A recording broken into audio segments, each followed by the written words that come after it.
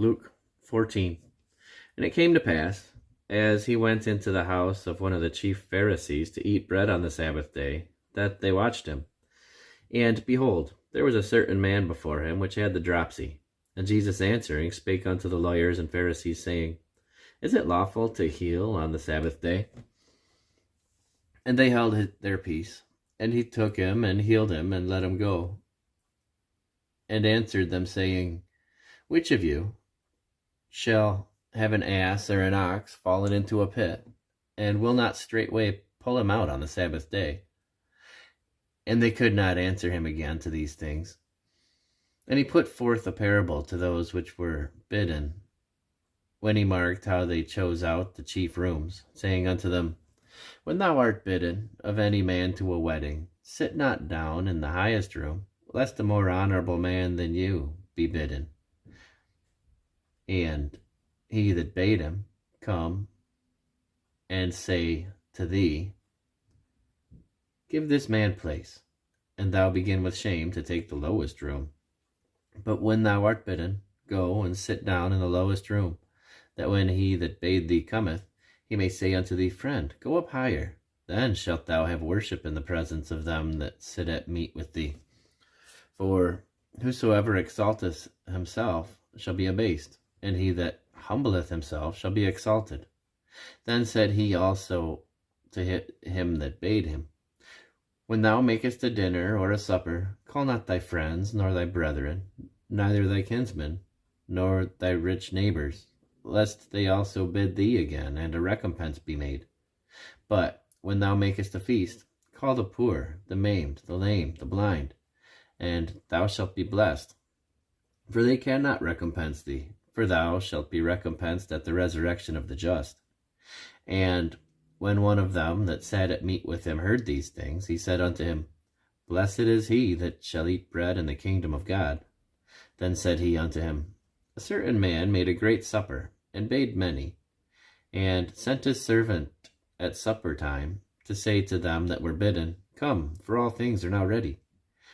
And they all with one consent began to make excuse.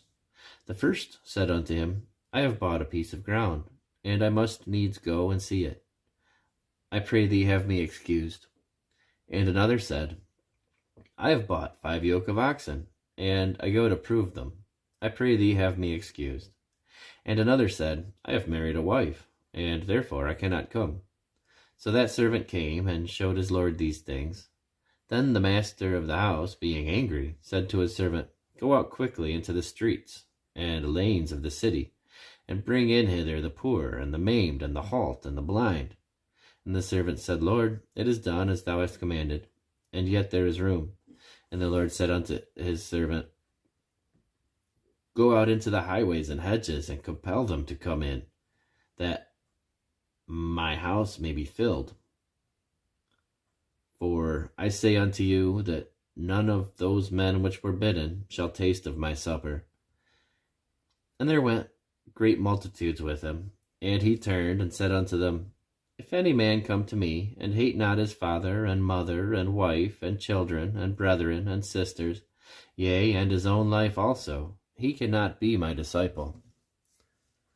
And whosoever doth not bear his cross and come after me cannot be my disciple. For which of you, intending to build a tower, sitteth not down first, and counteth the cost, whether he have sufficient to finish it?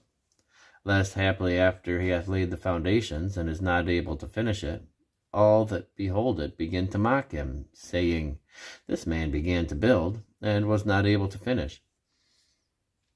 Or what king, going to make war against another king, sitteth not down first, and consulteth whether he be able with 10,000 to meet him that cometh against him with 20,000? Or else, while the other is yet a great way off, he sendeth ambassage, and desireth conditions of peace. So likewise, whosoever he be of you that forsaketh not all that he hath, he cannot be my disciple.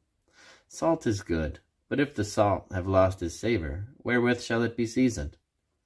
It is neither fit for the land, nor yet for the dunghill, but men will cast it out. He that hath ears to hear, let him hear.